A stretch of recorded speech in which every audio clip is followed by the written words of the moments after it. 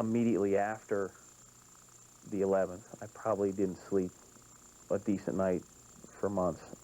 I had a complete and utter fear of ever getting in an airplane again. There isn't a day that goes by I don't see the plane hit the building. The first time I did fly again, I was so petrified I almost couldn't sit in the seat because I kept seeing that image over and over again. It just happened a couple of seconds ago. I went to the soda machine, and it dawned on me it's where the first fatality was. On the floor, I looked down at the floor, and I can actually see the person laying there. It's still pretty hard because for a few times I went out to that construction site, and there's still that taste in my mouth that you can still taste that jet fuel, or maybe it's psychological, I don't know. But you still can taste it in the back of your mouth.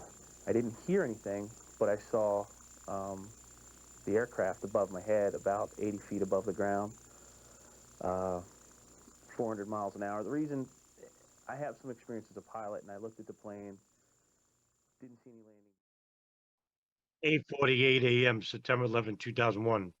Personnel in the Navy Command Center at the Pentagon, which is located on the first floor of the building's southwest face, learned of the attack on the World Trade Center from television reports.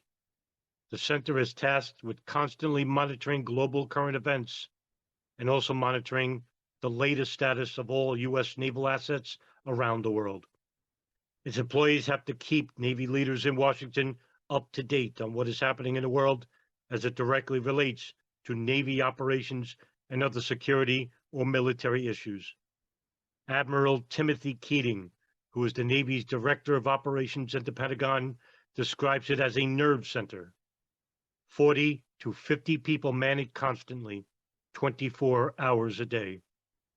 Located within the center is the Chief of Naval Operations Intelligence Plot, a small, highly secretive intelligence unit that constantly monitors geopolitical developments and military movements that could threaten American forces. The Navy Command Center has just been renovated, and its dozens of employees have been moving in during the past month.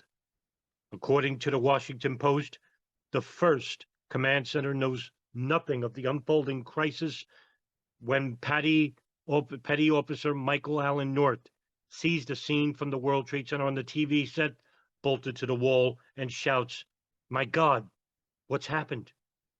Another employee, Lieutenant Kevin Schaefer, later recalls, "We quickly knew what was going on in New York City after the first plane hit the first tower and stood up to watch to start logging events and tracking things for the Navy."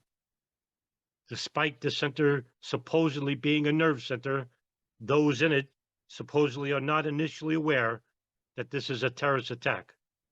According to Timothy Keating, who is presently in the Navy Command Center receiving his daily briefing, "We were quite bewildered. We couldn't understand how a pilot could make such a significant navigational error on a day when the skies were crystal clear blue."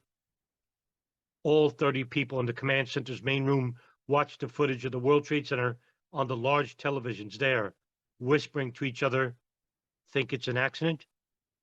However, according to the Washington Post, a few old hands muttered to themselves that the Pentagon was probably next. According to one officer, it is only when the second plane hits the World Trade Center that there will be an almost instantaneous recognition that this is a terrorist attack. By that time, Timothy Keating will have gone back to his office. He, too, supposedly only realizes this is a terrorist attack when he sees television showing the second crash. Much of the Navy Command Center will be destroyed when the Pentagon is hit by American Airlines Flight 77 at 9:37 a.m. 42 of the 50 people working in it will be killed.